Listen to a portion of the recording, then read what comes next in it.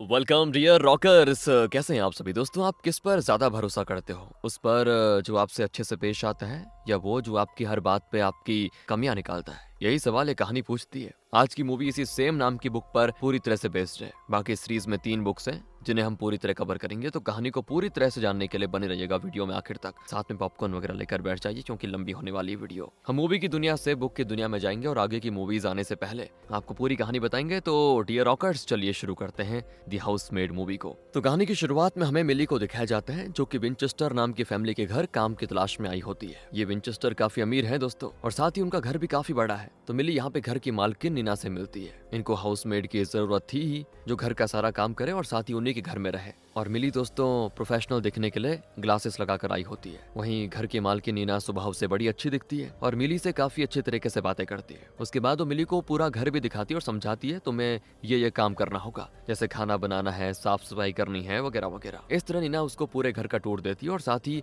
वो मिली को उसका कमरा भी दिखा देती है। मतलब पहले ये बोलती है, अगर तुम्हें काम पसंद आ जाए तो ये तुम्हारा कमरा है। उसके बाद वो नीचे आती है और बताती है, मेरी एक बेटी है जिसका नाम है सिसली और हस्बैंड का नाम है एंड्रयू, जो कि एक बड़ी टेक कंपनी का मालिक है। साथ ही दोस्तों वो मिली से ये भी बताती है कि वो प्रेग्नेंट है और ये उसका शुरुआती महीना है, जिस कारण एंड्रयू को इसके बारे में अभी नहीं पता फिलहाल, और मैं उसे किसी दिन ये बात सरप्राइज के तौर पे बताऊंगी। तो इस तरह सारी बातें बताने के बाद नीना आगे मिली से कहती है कि देखो, अगर तुम सिलेक्ट होती हो तो मैं 2 दिन में तुम्हें कॉल करूंगी, साथ ही तब तक के लिए ये $20 अपने पास रखो, ये तुम्हारे यहाँ आने का किराया है। इस तरह मिली को नीना तो बड़ी स्वीट लगती है दोस्तों। वो मन ही मन खुद से कहती है कि ये जॉब तो नहीं मिलेगी मुझे, लेकिन यहाँ पे आने का एक फायदा तो हो गया, कम से कम $20 तो मिल गए। अब दोस्तों मिली ऐसा क्यों कह रही है? असल में नीना अगर मिली के बारे में थोड़ा सा भी बैकग्राउंड चेक कर लेगी ना, तो उसे पता चल जाएगा कि मिली असल में पैरोल पर बाहर है। उसे किसी वजह से 15 साल की जेल हुई थी। अब उसको जेल होने की क्या वजह है, ये हमें आगे पता चलेगा। मगर मिली अगर दोस्तों एक भी गलती करती है तो उसे दोबारा से 5 साल के लिए जेल में डाल दिया जाएगा। वो अपनी सजा के 10 साल पूरे कर चुकी है। वैसे उसे अब कोई जॉब पकड़कर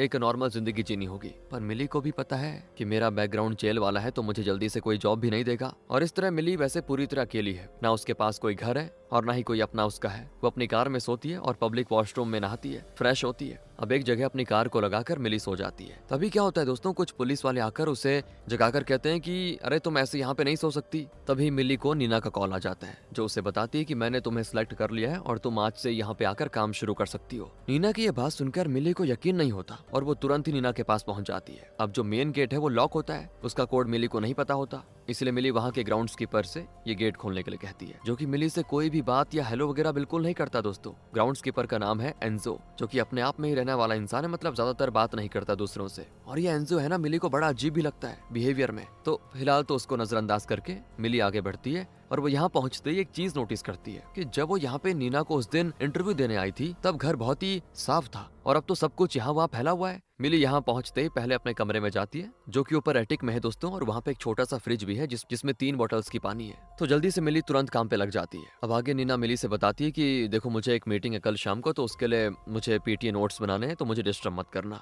उसके बाद मिली सारे घर का काम करती है, खाना वगैरह भी बनाती है बढ़िया तरीके से। उसी रात दोस्तों वहाँ पे एंड्रयू सिसली के साथ आ जाता है, जिन्हें फिर नीना मिली के बारे में बताती है कि ये नई मेड है, हमारे साथ ही रहेगी। अब एंड्रयू को बिल्कुल पता नहीं था कि नीना किसी हाउसमेड को रखने वाली है। थोड़ा हैरान होता है वो, और सिसली भी कुछ खुश नहीं होती मिली के आने से। हाँ दोस्तों, तो रात में जब मिली वापस काम वगैरह खत्म करके अपने कमरे में जाती है, तो देखती है कि कमरे का दरवाजा सिर्फ बाहर से ही लॉक किया जा सकता है और साथ ही इस एटिक में बस एक ही खिड़की होती है, जो कि खुलती भी नहीं। ये सब मिली देख ही रही होती है कि तभी वहाँ पे नीना आ जाती है। वो मिली को एक फोन देते हुए कहती है कि ये देखो, ये तुम्हारा वर्क फोन है, इसमें घर के सामान वगैरह की शॉपिंग के लिए क्रेडिट की इन्फॉर्मेशन फीड है, साथ ही तुम इसको बाकी कामों के लिए भी यूज कर सकती हो। बाकी तुम्हें कोई दिक्कत तो नहीं है ना यहाँ पे? तो मिली नीना से कहती है कि ये खिड़की और दरवाजे को ठीक करवा दो जरा, क्योंकि मुझे घुटन होती है इस चीज में, बंद जगह पे। तो अगर खिड़की खुल जाएगी तो थोड़ा दिक्कत नहीं होगी। तो नीना भी कहती ठीक है, इसको जल्दी फिक्स करवा देंगे। दोस्तों इसके बाद अगली सुबह क्या होता है, जब मिली सोकर उठती है तो उसको थोड़ा देर हो जाती है उठने में।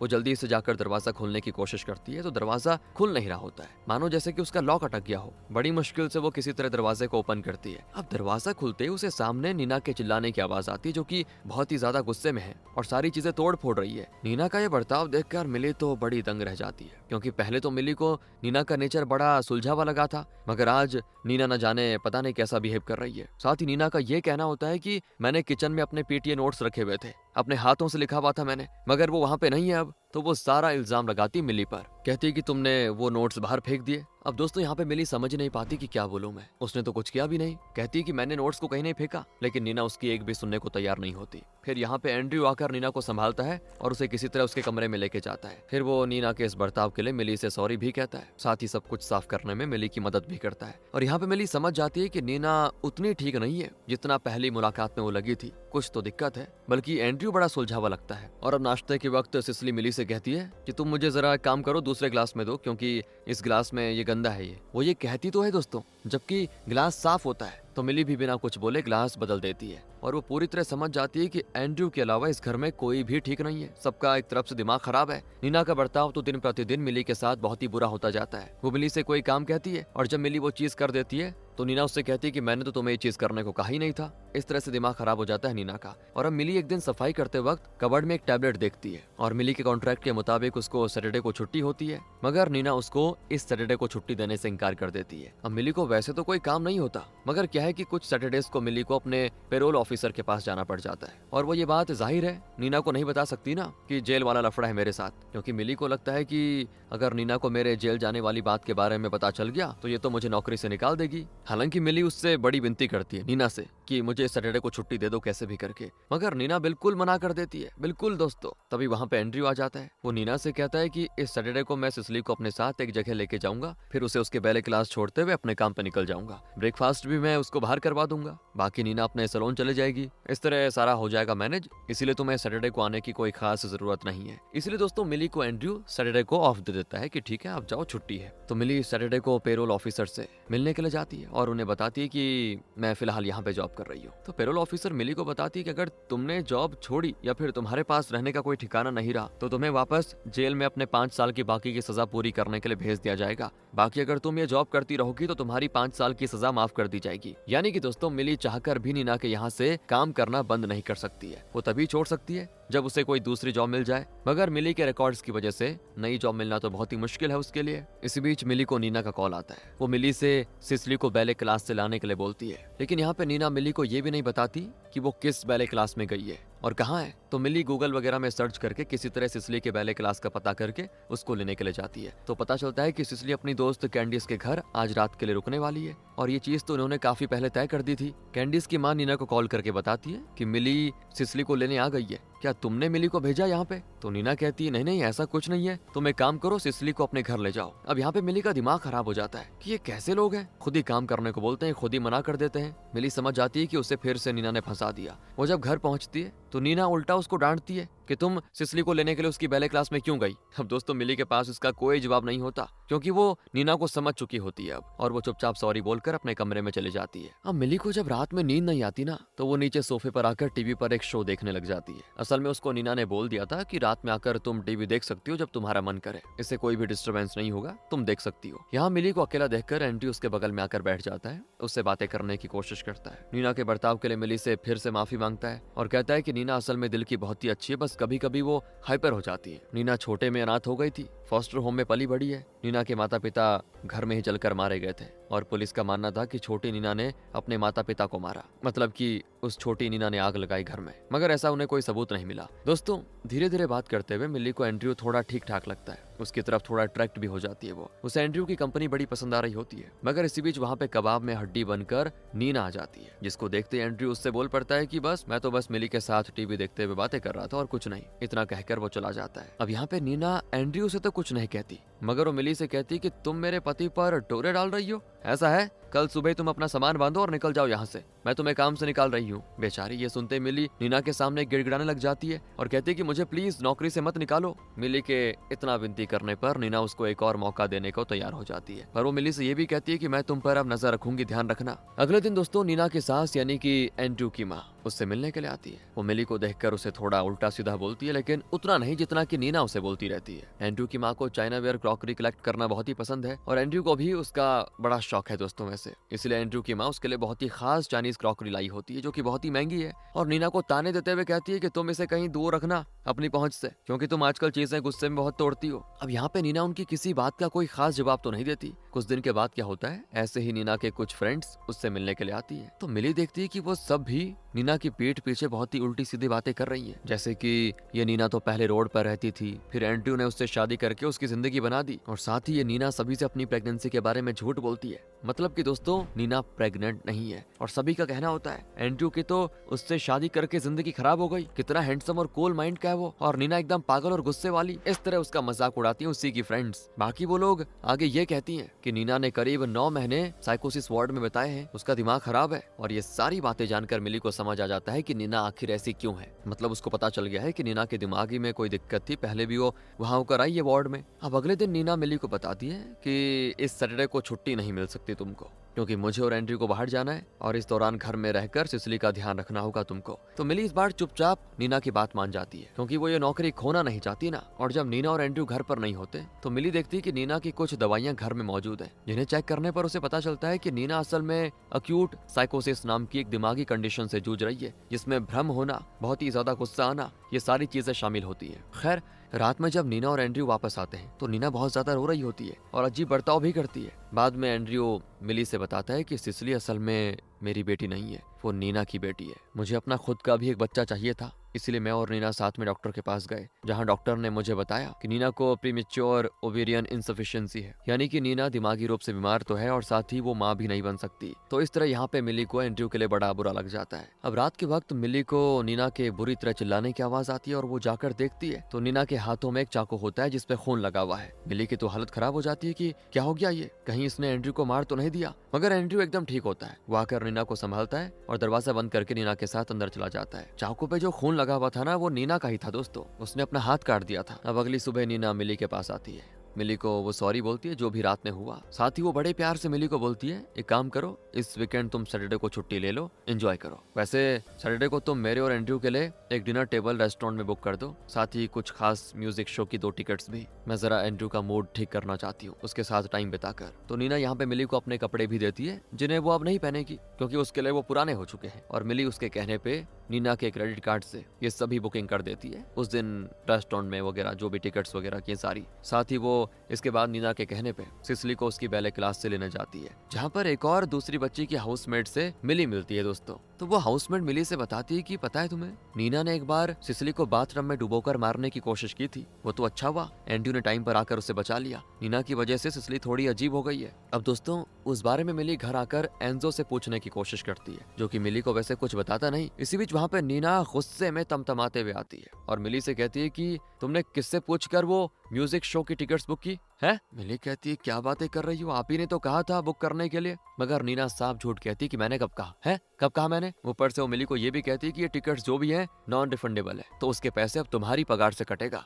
टिकट्स बड़ी महंगी थी। दोस्तों मिली का तो सच में दिमाग खराब हो जाता है यहाँ पे। मगर तब एंड्रयू आकर मिली से कहता है कि तुम चिंता मत करो, तुम्हारी पगार नहीं कटेगी। तो अब अगली सुबह एंड्रयू मौका देखकर मिली से कहता है कि एक काम करते हैं ना, टिकट्स तो ऑलरेडी बुक हो ही चुकी है, पैसा तो कट चुका है, तो क्या तुम मेरे साथ चलोगी शो देखने के लिए? अब पहले तो मिली मना कर देती है, पर बाद में वो एंड्रयू के साथ जाने को तैयार हो जाती है, क्योंकि वो एंड्रयू को पसंद करने लग गई है दोस्तों। सैटरडे को नीना और सिसिली के जाने के बाद मिली एंड्रयू के सामने नीना की दी हुई ड्रेस पहन कर आती है और फिर दोनों साथ में घर से निकलते हैं। दोनों साथ में उस म्यूजिक शो को एंजॉय करते हैं, फिर रेस्टोरेंट में डिनर करते हैं, साथ में डांस करते हैं और फिर एक होटल में अलग अलग कमरों में चले जाते हैं। मिली अपने कमरे के अंदर जाकर अपना मोबाइल चेक करती है तो उसमें नीना के कई सारे मैसेजेस आए होते हैं। नीना तो मिली को बहुत ही बुरा भला बोल रही होती है, क्योंकि वो उसके पति के साथ ही घूमने गई हुई है इसीलिए। और फिर उन मैसेजेस को मिली तुरंत एंड्रयू को दिखाती है, जिनको देखकर एंड्रयू कहता है कि कोई बात नहीं, तुम चिंता मत करो, मैं नीना को संभाल लूंगा। इस तरह वो मिली के आंसू पहुंचने लग जाता है और यहाँ दोनों खुद को रोक नहीं पाते, दोनों इंटीमेट हो जाते हैं। जिसके बाद सुबह जगने के बाद एंड्रयू मिली से कहता है कि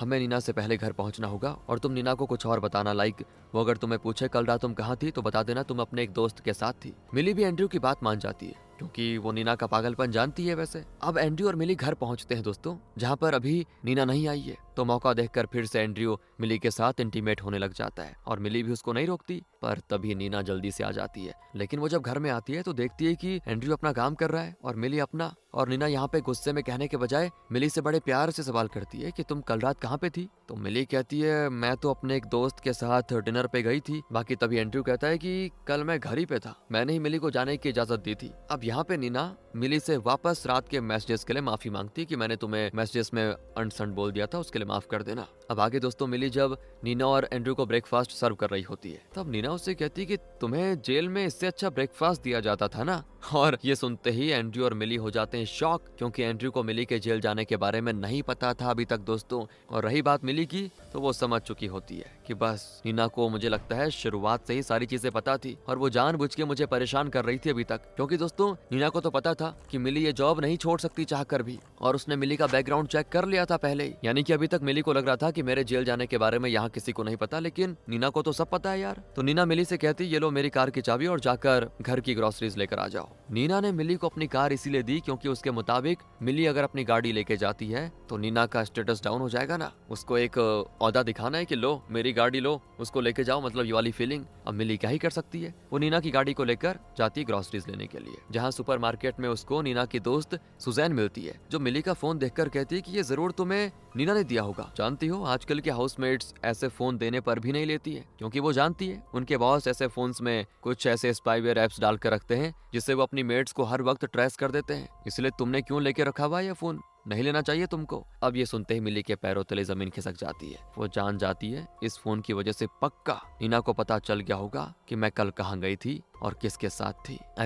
मतलब उसको पता चल गया होगा कि मैं एंड्रू के साथ थी। ये सारी बातें सोचते सोचते जब वो घर आती दोस्तों, तो मिली को पुलिस अरेस्ट कर लेती है, क्योंकि नीना ने कंप्लेंट कर दी थी कि मिली उसकी गाड़ी चुरा कर भागी है। बताओ यार, जबकि उसने खुद कहा था कि लो मेरी गाड़ी लेके जाओ। लेकिन तभी यहाँ पे एंड्रू आकर सारी सिचुएशन को संभाल लेता है। फिर वो मिली को साथ लेके जाता है घर। रास्ते में मिली एंड्रू से कहती है कि नीना को मुझे लगता है हमारे बारे में सब पता है। तो एंड्रू कहता है मैं जानता हूँ, और यहाँ पे मिली एंड्रू से सॉरी कहती है इस चीज के लिए, क्योंकि उसने वो जेल वाली बात नहीं बताई थी ना एंड्रू को। तो एंड्रू कहता है कि देखो सबका पास्ट होता है, मुझे फर्क नहीं पड़ता, बस मैं इतना जानता हूँ कि तुम बहुत ही अच्छी लड़की हो। अब ऐसी बातें करते करते दोनों घर पहुंच जाते हैं। जहाँ पहुंचते नीना मिली पे चिल्लाने लग जाती है कि तुम मेरे पति के साथ सो रही थी हैं, तुम्हारी हिम्मत कैसे हुई। इस तरह बात करते करते वो मिली को धमकी देती है कि तुम्हें वापस जेल में भेज दूंगी मैं, और साथ ही ये भी रिपोर्ट करूंगी कि तुमने मेरे कपड़े चुराए। जबकि दोस्तों आपको याद होगा कपड़े भी नीना ने उसको दिए थे। अब यहाँ तो एंड्रू के सब्र का बांध टूट जाता है। वो सीधा नीना से इस घर से निकल जाने के लिए कह देता है, क्योंकि ये घर और प्रॉपर्टी सब कुछ एंड्रू का है, और उसने शादी से पहले नीना से एक एग्रीमेंट साइन करवा दिया था, जिसके तहत डिवोर्स के बाद सब कुछ एंड्रू का ही होगा। तो नीना कुछ कर भी नहीं सकती है। अब यहाँ पे मिली उसे कहती है कि तुम्हारे कपड़े और सामान पैक करने में मैं तुम्हारी मदद कर दूं क्या। तो नीना तो मिली को जोर का थप्पड़ लगाकर चली जाती है, और फिर नीना अपनी कार को लेकर इस घर से निकल जाती है दोस्तों। इस तरह मिली और एंड्रू अब इस घर में होते हैं अकेले। तो दोनों अब एक दूसरे के साथ कई बार इंटीमेट होते हैं। मिली एंड्रू से सवाल भी करती है कि सिसिली का क्या होगा। तो एंड्रू कहता है कि उसके लिए मैंने अपने लॉयर से बात की है, तुम चिंता मत करो। सब कुछ बहुत बढ़िया चल रहा होता है दोस्तों। मिली अपनी इस नई जिंदगी से बड़ी खुश होती है। वो एक सुबह एंड्रू को सरप्राइज देने के लिए उसकी माँ के दिए उसके फेवरेट चाइनीज वेयर में उसे नाश्ता सर्व करने वाली होती है। मगर जैसे वो पीछे मुड़ती है तो मिली को एंजो बाहर से बड़ी अजीब तरह से देख रहा होता है। मिली तो उसको देखकर डर जाती है और उसके हाथ से वो सारी प्लेट्स टूट जाती हैं। तो एंड्रू तुरंत आवाज को सुनकर नीचे आता है और प्लेट्स के टूटने से उसे बड़ा गुस्सा आता है यार। पर जब वो जानता है कि ये सब एंजो की वजह से हुआ, तो गुस्से में एंजो को काम से निकाल देता है। इतना गुस्सा बताओ। वैसे भी एंजो को नीना ने काम पे रखा हुआ था। इसके बाद एंड्रू मिली से कहता है कि ऐसा करो, ये प्लेट्स के टुकड़े तुम एक पॉली बैग में पैक करके रख दो, मैं किसी को जानता हूँ वो जोड़ देगा ये सारी चीजें। और दोस्तों फिर जब एंड्रू अपने काम से वापस घर आता है तो देखता है कि मिली ने प्लेट्स के टुकड़े बिना साफ किए पैक करके रख दिए थे। इस बारे में वो मिली से पूछता है तो मिली कहती है वो क्या है ना, टुकड़े साफ करते वक्त हाथ में लग सकते थे, इसलिए मैंने इनको ऐसे ही किसी तरह उठाकर पैक कर दिया। तो एंड्रू कहता है ठीक है चलो छोड़ो कोई बात नहीं। और फिर वो मिली के साथ अटैक में लेके जाता है उसको, जहाँ वो खुद भी वाइन पीता है और मिली को भी पीने को देता है, जिसके बाद दोनों वापस इंटीमेट होते हैं। अब एंड्रू ने पता है क्या, वाइन में कुछ मिला के रखा होता है। इस वजह से मिली को नींद आ जाती है और जब वो उठती है तो उसे पता चलता है कि वो इस कमरे में कैद है। उसे एंड्रू ने कमरे में बंद कर दिया है दोस्तों।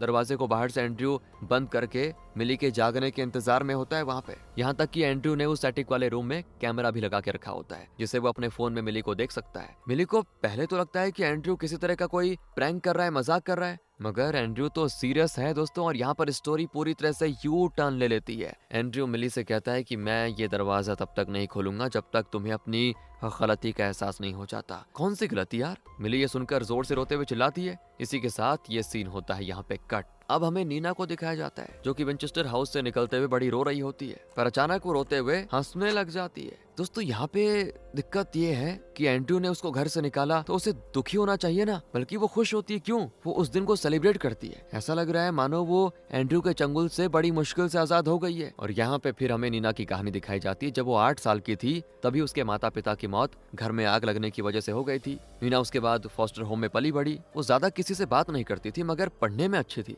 इस वजह से स्कॉलरशिप के बेसिस पे उसका एडमिशन एक लॉ स्कूल में हो गया, जहाँ पर नीना एक प्रोफेसर को पसंद करने लग जाती है। लेकिन प्रोफेसर ने कुछ दिनों के बाद नीना को छोड़ दिया। नीना प्रोफेसर के बच्चे की माँ बन चुकी थी दोस्तों, लेकिन फिर उसने दिया सिसिली को जन्म और फिर वो थी एक सिंगल मदर। नीना को अपनी बेटी को पालना था कैसे भी करके, इसलिए उसने लॉ स्कूल छोड़कर एंड्रयू का ऑफिस ज्वाइन किया। वहीं वो एंड्रयू से मिलती है। एंड्रयू नीना की बेटी के बारे में जानते हुए भी उसे पसंद करने लग जाता है। दोनों मिलने लग जाते हैं, दोनों के बीच प्यार हो जाता है। फिर नीना को पता चलता है कि एंड्रयू की हाल ही में सगाई टूटी हुई है, मगर वो उस पर इतना ध्यान नहीं देती, सोचती है होता रहता है। एंड्रयू ने फिर नीना को शादी के लिए प्रपोज कर दिया था, जिसके लिए वो तुरंत हाँ कर देती है, क्योंकि वो एक सिंगल मदर है और उसको चाहिए कोई जो उसका पालन पोषण करे, उसके बच्चे की देखरेख करे। तो यहाँ पे नीना को ये लग रहा होता है कि बस उसकी जिंदगी स्वर्ग बन चुकी है। मगर असली मुसीबत तो शादी के कुछ दिनों के बाद होती है शुरू, जब एंड्रयू का असली चेहरा नीना के सामने आता है। एंड्रयू एक दिन नीना से कहता है कि तुम्हारे कुछ बाल काले हो गए हैं, तुम आज ही सलून में जाकर उन्हें ब्लॉन्ड करवा दो। अब दोस्तों नीना ने इसके लिए एंड्रयू से हाँ तो कर ली थी, मगर उस दिन काम की वजह से नीना सलून नहीं जा पाती। वो शाम को एंड्रयू से कहती है कि मैं काम करती हूँ, कल अपने बाल ठीक करवा दूंगी। बस यही एंड्रयू के लिए नीना की गलती थी। वो नीना को ऊपर एटिक वाले कमरे में बंद कर देता है, जिसमें वही फ्रिज और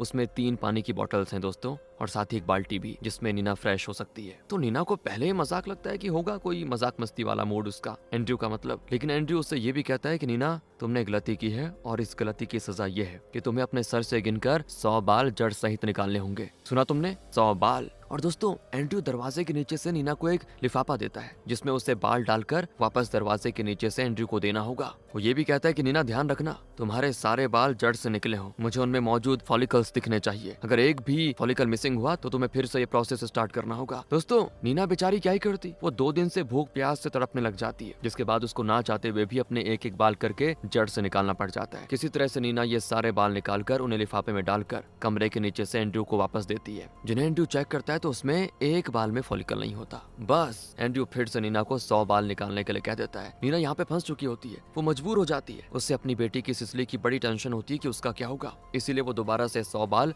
जड़ सहित निकालती है और वापस से लिफाफे में डालकर दरवाजे के नीचे से देती है। और बेचारी नीना कमजोरी की वजह से बेहोश भी हो गई है। तो एंड्रयू इस बार बालों को चेक करता है, सब बिल्कुल ठीक होते हैं और फिर एंड्रयू सुबह दरवाजा खोल देता है, नीना को होश में लाकर पानी पीने के लिए देता है। नीना बड़ी प्यासी थी तो वो जागते सबसे पहले बहुत पानी पीती है। फिर वो जाकर अपनी बेटी सिसिली को देखती है, सिसिली भी बिल्कुल ठीक होती है। एंड्रयू ने उसको कोई तकलीफ नहीं पहुंचाई होती है, मगर जिस पानी को नीना ने पिया है दोस्तों उसमें है नींद की दवाई, और उसे पीने की वजह से वो वहीं पे सो जाती है। अब आगे जब वो जागती है ना तो देखती है कि सिसिली बाथटब में है और बाथटब में पानी भर रहा है। वो तुरंत ही सिसिली को बचाने के लिए भागती है, मगर तब तक वहाँ पे आ जाती पुलिस, जिसको एंड्रयू ने भेजा होता है। पुलिस इस सिचुएशन को देखकर समझ जाती है कि नीना अपनी ही बेटी को डुबोकर मारने की कोशिश कर रही है, तो उसे तुरंत पुलिस अरेस्ट कर लेती है। और एंड्रयू अपने पैसे, पावर और दिमाग के बल पर यह साबित कर देता है दुनिया के सामने कि नीना असल में दिमागी रूप से बीमार है, वो मेंटली अनस्टेबल है, और इसी वजह से नीना को करीब 9 महीने उस पागल वार्ड में बिताना पड़ जाता है। नीना डॉक्टर्स को पूरी बात समझाने की कोशिश करती है, मगर कोई भी उसकी बात का विश्वास नहीं करता।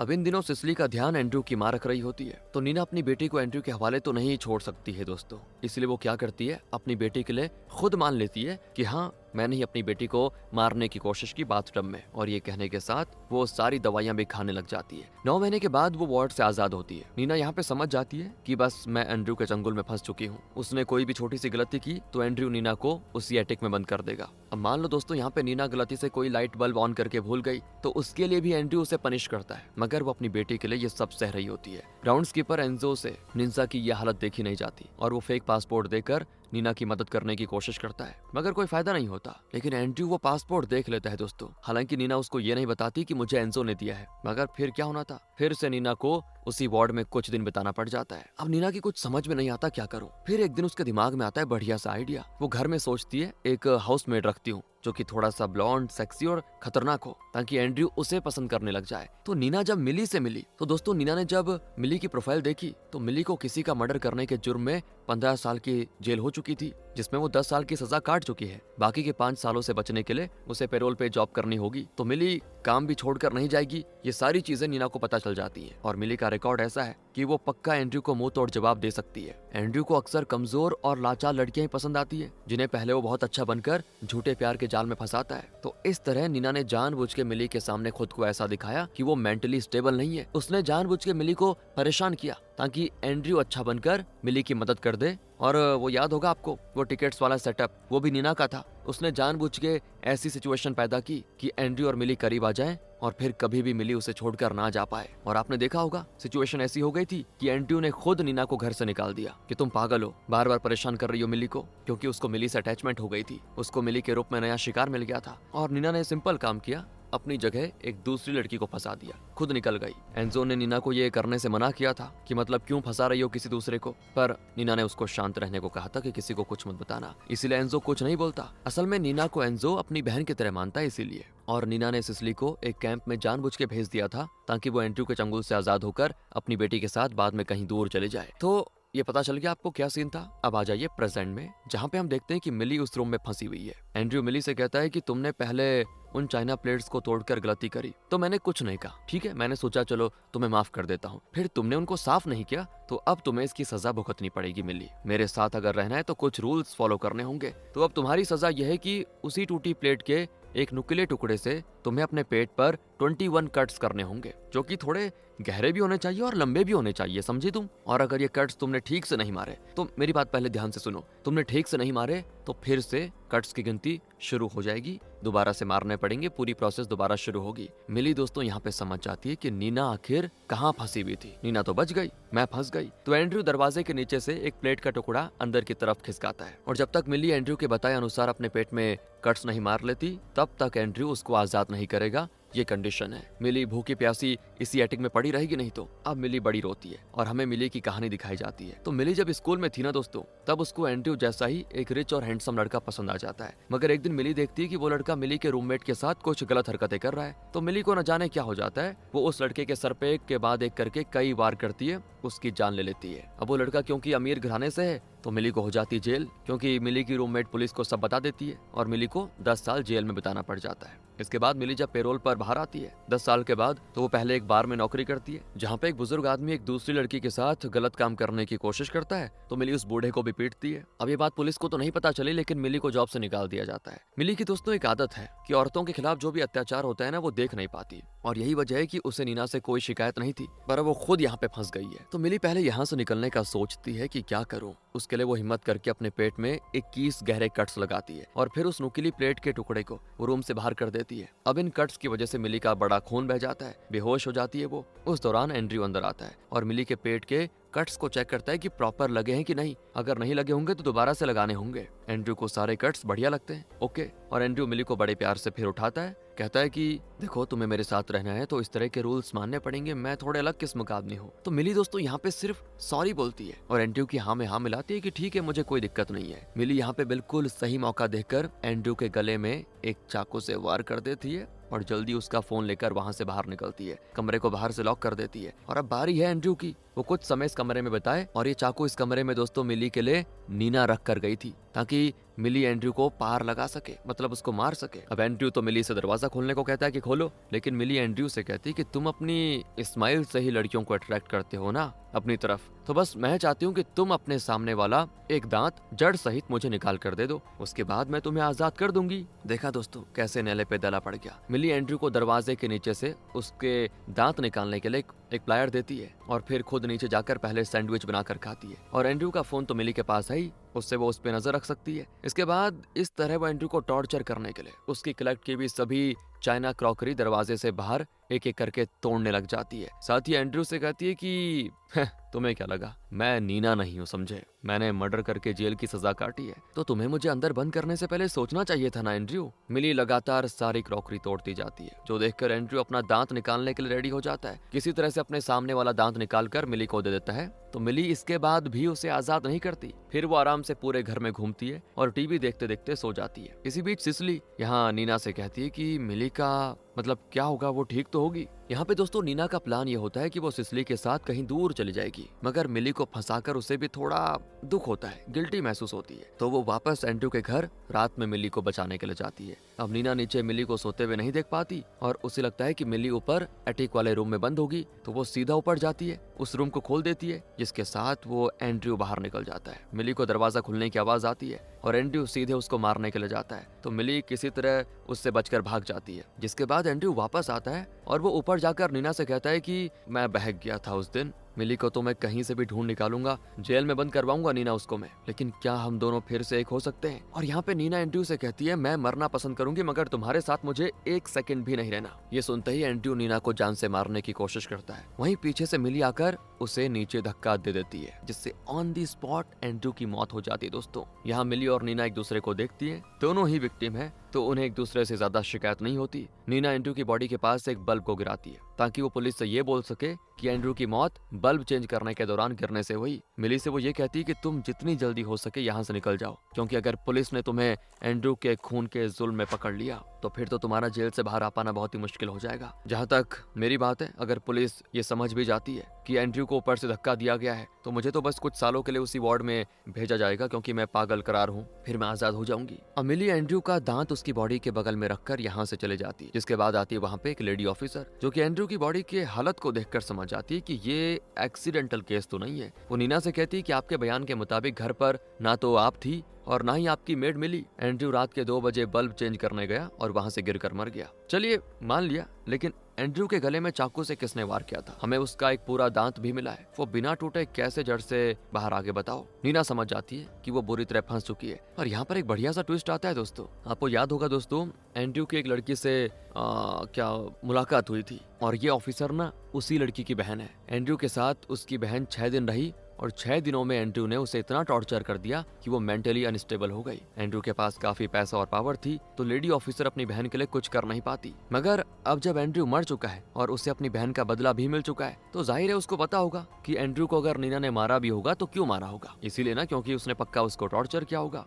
इसीलिए वो एंड्रयू की मौत को एक्सीडेंट बताकर फाइल बंद कर देती है। नीना और एंड्रयू का डिवोर्स नहीं हो पाया था, तो एंड्रयू की सारी प्रॉपर्टी नीना की हो जाती है। बाकी एंड्रयू ने ये सब खुद नहीं कमाया होता है, बल्कि उसके बाप से उसको ये विरासत में मिला है। घर, ऑफिस, प्रॉपर्टी, पैसा, सब कुछ ये सब उसको विरासत में मिला था। दोस्तों एंड्रयू के फ्यूनरल में उसकी माँ अपने बेटे को खोने के दुख से ज्यादा इस बात के दुख में होती है कि एंड्रयू का दांत नहीं है। बताओ यार, लगता है उसकी माँ भी दोस्तों अलग ही साइको है। शायद इसी वजह से एंड्रयू भी ऐसा बन गया। लेकिन वैसे नीना और मिली ने उसको बढ़िया सबक सिखा दिया है। अब आगे मिली नीना से मिलने के लिए आती है, जिसको नीना दोस्तों $1,00,000 का चेक देती है ताकि मिली अच्छे से सेटल हो जाए। दोनों एक दूसरे के गले मिलती है। नीना मिली को सॉरी बोलती है, क्योंकि उसने भी जो मिली के साथ पहले किया था, उसको फंसाया वगैरह, उसके लिए माफी मांगती है। कुछ दिनों के बाद नीना के रेफरेंस पर मिली को एक लेडी अपने घर हाउसमेड के तौर पर काम देने के लिए बुलाती है। इस लेडी के हाथों पे चोट के निशान है और साथ ही वो मिली से कहती है कि मेरा पति काफी पैसे वाला है, तो उससे तुम थोड़े दूर ही रहना। उस लड़की का ये इशारा मिली समझ जाती है कि शायद ये औरत भी अपने पति के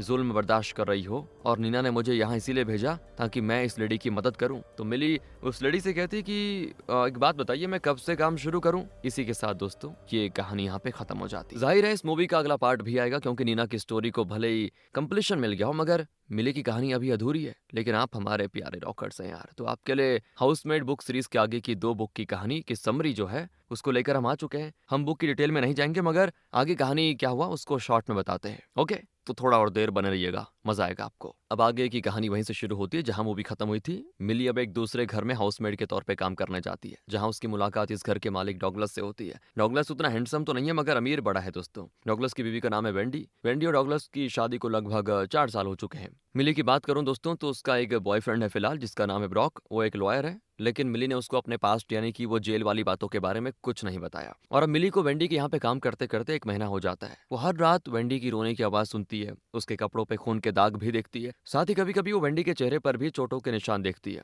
फिर एक दिन मिली डॉगलस को एक दूसरी औरत के साथ देखती है और उनका पीछा करती है, तो मिली को लगता है कि पक्का डॉगलस का कोई अफेयर चल रहा है। वेंडी के साथ डॉगलस मारपीट करता, इसका शक तो मिली को है ही। तो वो एक दिन हिम्मत करके वेंडी से बातें करती है कि क्या सीन है तुम्हारा और डॉगलस का, तुम्हें रोज मारता है वो। तो वेंडी भी कहती है हाँ मुझे रोज मारपीट करता है, मेरे साथ अत्याचार करता है। मुझे लगा मिली तुम मेरी मदद करोगी, लेकिन ये डॉगलस बड़ा खतरनाक आदमी है, अगर मैं यहाँ से भाग भी जाऊँ तब भी वो मुझे ढूंढ निकालेगा। ये बातें कहने के बाद वेंडी मिली को एक डायमंड ब्रेसलेट देती है और कहती है ये डॉगलस ने मुझे दिया था, मुझे इससे बड़ी नफरत है, तुम इसको अपने पास रख लो। हालांकि मिली पहले लेने से मना करती है, तो वेंडी उससे कहती है कि ये इतना महंगा भी नहीं है जितना लग रहा है, तुम इसको रख सकती हो अपने पास। वेंडी के कहने पे मिली वो ब्रेसलेट रख तो लेती है, पर वो वेंडी को डॉगलस के चंगुल से निकाल के रहेगी इसका भी वादा कर लेती है। और दोस्तों आपको पता है डॉगलस घर में हाउसमेट रखने को तैयार क्यों हुआ? वो इसीलिए हुआ क्योंकि उसने पहले एक बार विंडी की कलाई तोड़ दी थी, और कलाई तोड़ने के बाद विंडी अपनी दोस्त के घर भाग गई थी, जो कि डॉगलस से देखा नहीं गया। तो उसने पहले उसको ढूंढा, वापस घर बुलाया और फिर बोल दिया कि ठीक है हम एक हाउसमेट रखेंगे, और इसीलिए उन्होंने मिली को काम पे रखा। ये बातें भी वेंडी ने मिली को बता दी होती है। लेकिन अब डॉगलस एक दिन मिली से कहता है कि मिली, वेंडी की अब चोट ठीक हो गई है, उसकी कलाई सही हो गई है, तो एक काम करो अब तुम्हें हमारे घर में हाउसमेट की मतलब एज अ हाउसमेट बनने की जरूरत नहीं है, तुम जा सकती हो, तुम्हारा आखिरी दिन है।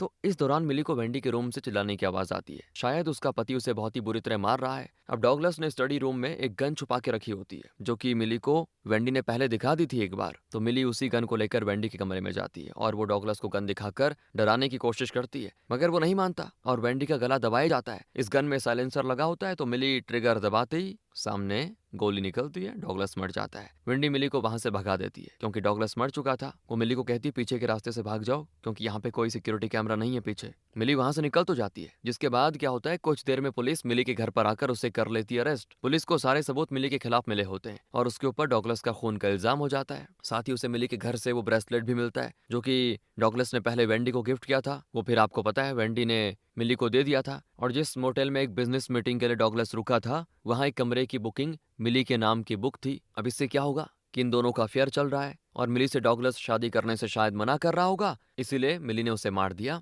ये बातें बनती हैं। अब मिली के खिलाफ सबूत तो है, अब देखते हैं क्या होता है आगे। पुलिस उस गन को भी फिंगरप्रिंट के लिए भी टेस्ट करने के लिए भेजती है। उसकी रिपोर्ट आने के बाद ही क्लियर होगा कि गोली किसने चलाई। तो पुलिस अभी के लिए तो मिली को जाने देती है, मतलब जब तक गन का रिजल्ट नहीं आ जाता। मगर हाँ वो ये शहर छोड़कर नहीं जा सकती तब तक। अब मिली वापस घर आकर वेंडी को कॉल लगाती है, तो वेंडी उसका नंबर ब्लॉक कर चुकी है। दोस्तों मिली फिर टीवी ऑन करके देखती है तो पता चलता है कि डॉगलस असल में कोई और है, और जिस इंसान को मिली ने शूट किया था वो डॉगलस नहीं था।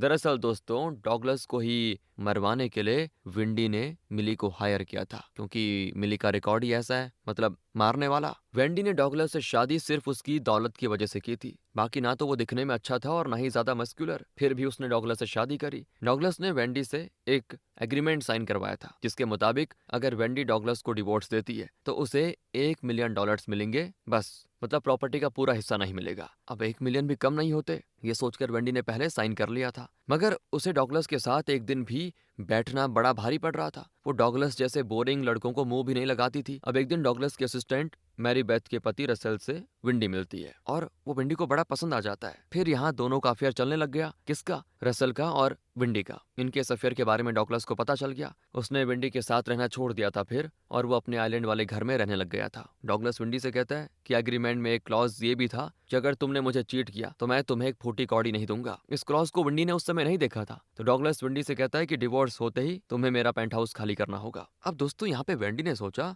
अगर मैं डॉगलस को किसी से मरवा दूं तो शायद उसकी प्रॉपर्टी पूरी मुझे मिल जाए और फिर मैं रसल के साथ आराम से रह लूंगी। और रसल भी अपनी पत्नी को डिवोर्स देने के लिए तैयार था। बस यहीं से वेंडी ने प्लान बनाया, मिली को काम पे रखा, उसके सामने ऐसा शो किया कि डॉगलस उसे मारता है, और उसने रसल को डॉगलस बोलकर मिली से मिलवाया। जिसके बाद जो भी हुआ वो सब कुछ वेंडी का सेटअप था। वेंडी ने रसल से अपने फेस पे मुक्का भी खाया ताकि उसकी चोटें असली लगे। बाकी जिस गन से मिली ने फायर किया था उसमें कोई गोली नहीं थी, बल्कि बाद में वेंडी ने उसमें गोलियां डाल दी थी। और अब प्रेजेंट में मिली को याद आता है कि नकली डॉगलस को उसने एक लड़की के साथ देखा था, तो वो उस घर में जाती है। तभी दूसरी ओर मिली के बॉयफ्रेंड ब्रॉक को भी उसकी जेल जाने वाली सच्चाई पता चल जाती है, तो वो ब्रेकअप कर लेता है उससे। इसी बीच एक केबिन में हम रसल को विंडी के साथ खुशियां मनाते हुए देखते हैं। तभी विंडी को एक कॉल के जरिए पता चलता है कि लास्ट वक्त पर डॉगलस ने अपनी सारी प्रॉपर्टी और पैसे चैरिटी में डोनेट कर दिए थे। साथ ही उसे आता अगला फोन पुलिस का, जो कि वेंडी से कहते हैं कि हमें गन पर तो मिली के ही फिंगरप्रिंट मिले हैं, मगर पीछे के दरवाजे पर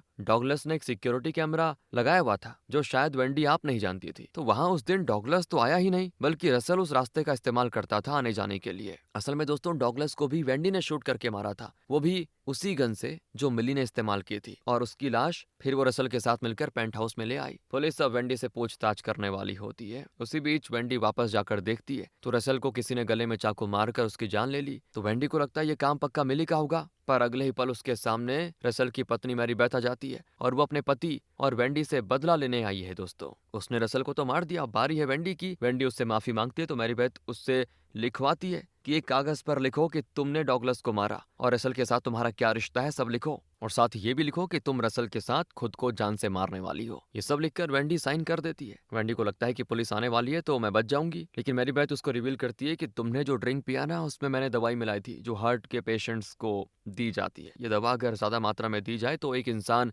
धीमी धीमी दर्दनाक मौत मरता है। बस तो वेंडी मर जाती है और पुलिस को उसका साइन किया हुआ नोट मिलता है। सब कुछ पुलिस के लिए बड़ा साफ था। मिली भी बच जाती है। मिली के पास लास्ट में ब्रॉक अपना सामान लेने के लिए आता है तो वो मिली से कहता है कि इस सामान में मेरी हार्ट वाली दवाई मौजूद नहीं है। तो यहाँ पे रिवील होता है वो दवा मिली नहीं मैरी बेथ को दी थी ताकि मिली अपना बदला ले सके। अब पुलिस को लगता है कि डॉगलस को भी हार्ट की बीमारी थी तो ये दवा उसकी होगी, मगर यहाँ पे असली खेल तो मिली का था। दोस्तों, उसने सामने से सब कुछ करने के बजाय किसी और से करवाया और वेंडी को उसके कर्मों की सजा दे दी। इसी के साथ ये कहानी खत्म तो होती है यहाँ पे, लेकिन रुकिए, करीब 12 साल बाद मिली अब शादी कर चुकी है। दोस्तों, उसके 2 बच्चे हैं। इन 10 सालों तक मिली सोशल वर्क में काम करती आई है। वो ऐसी औरतों को रेस्क्यू करती है जो डोमेस्टिक वायलेंस का शिकार होती हैं। अब यहाँ पे हम मिली के पति के बारे में ज्यादा बात नहीं करेंगे क्योंकि तब स्टोरी और लंबी हो जाएगी, बल्कि हम बस मेन प्लॉट पे फोकस करेंगे। मिली हाल ही में अपने परिवार के साथ एक नए घर में शिफ्ट होती है। उसकी अदा नाम की एक बेटी है और निको नाम का एक बेटा। अदा 10 साल की और निको 7 साल का। इस नई जगह पे मिली अब 2 अजीब पड़ोसियों से मिलती है। एक का नाम जेनिस है जो कि मिली के बच्चों को और खासकर मिली को पसंद नहीं करती है। ये सब जाहिर है मिली के जेल वाले पास्ट की वजह से है। दोस्तों, जेनिस का एक बेटा है मगर उसका कहानी में कोई खास इंपॉर्टेंस नहीं है। बाकी दूसरी पड़ोसी है सुजैन, जो कि अपने पति एथन के साथ पड़ोस में रहती है। सुजैन को कोई बच्चा नहीं है। उसे मिली के बच्चे बड़े अच्छे लगते हैं, यहाँ तक कि वो मिली के पति से भी फ्लर्ट करती रहती है। बस उसे मिली कुछ खास पसंद नहीं है। ये बातें वो मतलब कहती तो नहीं है, लेकिन अलग तरीके से टॉन्ट मारती रहती है मिली को। बाकी मिली और उसके बच्चे सुजैन के घर पे जाते रहते हैं, मतलब जैसे पड़ोसी होते हैं। सुजैन भी वैसी ही थी, थोड़ा चिढ़ती थी वो मिली से बस। अब अगले दिन मिली को पता चलता है कि एथन का गला काटकर किसी ने उसका मर्डर कर दिया है। सारे सबूत मिली के पति के खिलाफ होते हैं। पुलिस को यह शक होता है कि मिली का पति सुजैन को पसंद करता था, इसलिए मिली के पति ने सुजैन के पति को मार डाला, जिस बात पर कुछ हद तक मिली को विश्वास हो जाता है। मगर यहाँ मिली के पति को रिप्रेजेंट करने के लिए सिसली आती है, हमारी मूवी की कैरेक्टर और नीना की बेटी सिसली। अब वो लॉयर बन चुकी है। दोस्तों, खैर मिली का पति तो बुरी तरह फंस चुका है। इसी बीच सिसली को पता चलता है कि पुलिस को सुजैन के घर के एक सीक्रेट रूम में एक चादर मिली है जिसमें किसी और का ब्लड लगा हुआ है। ये ब्लड असल में दोस्तों एक बच्चे का है जो कि 4 साल पहले गायब हो गया था। यानी कि उस बच्चे को या तो सुजैन ने या फिर एथन ने मार दिया है। तो पुलिस उसके लिए सुजैन से पूछताछ करने की सोचती है। इसी बीच मिली की बेटी अदा उसे बताती है कि एथन को मैंने मारा और डैड ने मुझे बचाने के लिए पूरा इल्जाम खुद पे ले लिया है। जी हाँ दोस्तों, यहाँ पे सिसली के मना करने के बाद भी अपनी बेटी को बचाने के लिए मिली के पति ने एथन के मर्डर को कन्फेस कर लिया। मगर सच्चाई ये नहीं थी। अब मिली का बेटा जो निको है ना, वो क्या था कि अक्सर एथन के घर पे जाया करता था। तो उसने एक दिन सीक्रेट रूम देखा जिसमें एथन ने बहुत ही एक्सपेंसिव कलेक्टेबल टॉयज रखे हुए हैं। उनमें से एक को गलती से निको तोड़ देता है और ये चीजें एथन देख लेता है। तो फिर एथन क्या करता है, वो निको को डराने लग जाता है कि इस महंगे खिलौने को तोड़ने के लिए तुम्हारे पेरेंट्स को कोर्ट में घसीटूंगा मैं, क्योंकि ये बहुत ही महंगा है। तो अब अगर निको को अपने पेरेंट्स को इस केस से बचाना था तो उसके लिए एथन उसके साथ एक कंडीशन रखता है कि निको को रोज यहाँ पे खेलने के लिए आना होगा। एथन असल में नियत का अच्छा था। वो निको की खेलते हुए कैमरा में वीडियो बनाता था। अब निको खुद तो जाना नहीं चाहता था, मगर फिर भी उसको जाना पड़ जाता था क्योंकि उसने एक बार गलती से वो तोड़ दिया ना खिलौना। अब यहाँ बुक में क्लियर तो नहीं लिखा गया है, पर शायद एथन उसके साथ कोई गंदी हरकतें भी करता होगा। ये बात निको ने जब अपनी बहन अदा से बताई और उससे कहा कि इस बारे में मम्मी पापा को ना बताए, तो अदा एक चाकू लेकर एथन से इस बारे में बात करने गई। वो उसी सीक्रेट कमरे में गई जिसका एंट्रेंस गार्डन से होता है। वहां उसे एथन ने पकड़ लिया और अदा के साथ वो गलत हरकतें करने लगा। तो अदा जो अपने साथ चाकू लेकर आई थी उसके पेट में घुसा दिया और फिर भाग गई। अदा को इस हाल में उसके पिता ने देख लिया होता है दोस्तों,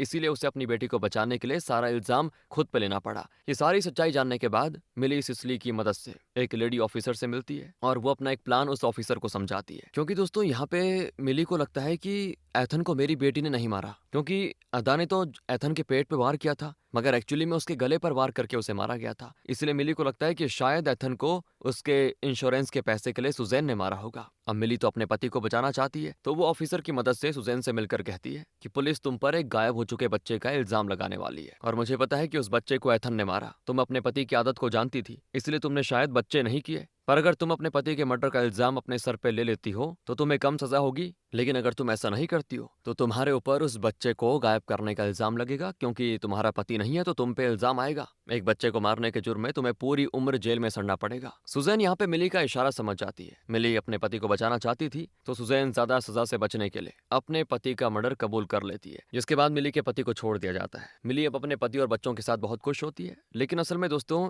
एथन का मर्डर बताऊं किसने किया था? मार्था ने, जो कि मिली के घर एज अ हाउसमेड काम करती थी। मार्था असल में उस घर में काम करती थी पहले जिस घर के लड़के को मिली ने तब मारा था जब वो टीनेजर थी। इसीलिए मिली को जेल हुई थी पहले। यहाँ मार्था का पति उसे काफी मारता है, इसीलिए वो जहाँ भी काम करती थी वहाँ की चीजें चुराकर पैसे जुटा रही होती है ताकि ज्यादा पैसे होने के बाद वो अपने पति से दूर हो जाए। मार्था ने तो मिली के घर भी चोरी की थी, तो इसीलिए उसको मिली ने निकाल दिया। वो उसके पति के बारे में नहीं जानती थी, मगर मिली का पति जानता था कि मार्था डोमेस्टिक वायलेंस की शिकार है, इसलिए उसने मार्था को जाने से पहले कुछ पैसे दिए। मार्था सुजैन के यहाँ भी काम करती थी, तो आज के बाद सुजैन के यहाँ भी काम छोड़कर वो जाने वाली थी। उसके पास इतने पैसे हो गए थे कि अब वो अपने पति से दूर जा सकती थी, मगर जाने से पहले वो एक बार थोड़ा और पैसे बनाना चाहती थी। इसीलिए उसने सुजैन के यहाँ जाकर एथन के कुछ महंगे खिलौने चोरी करने की कोशिश की, पर उसे एथन ने पकड़ लिया और फिर वो मार्था को मारने लगा। मार्था ने खुद को बचाने के लिए लेटर ओपनर से एथन के गले पे वार कर दिया, और यही वो वक्त था जब अदा एथन के पेट में चाकू मार कर गई थी, तो गले में मार्था के चाकू लगने से उसकी मौत हो जाती है। तो इस तरह दोस्तों ये कहानी यहाँ पे खत्म हो जाती है। बाकी मिलते हैं आपसे अगली वीडियो में। ध्यान रखिएगा अपना। Thanks for watching.